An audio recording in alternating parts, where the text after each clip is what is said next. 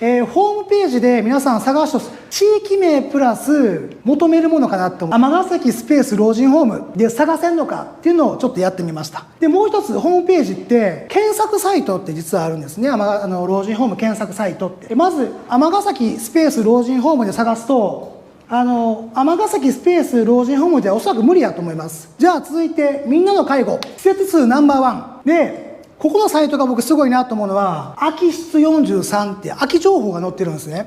いざ見に行って見学したけど、すいません、今5名待ちですとか、10名待機していますってことがない。で、さらに、検索条件っていうのをいっぱい選べます。一番大事なところ、料金ですね。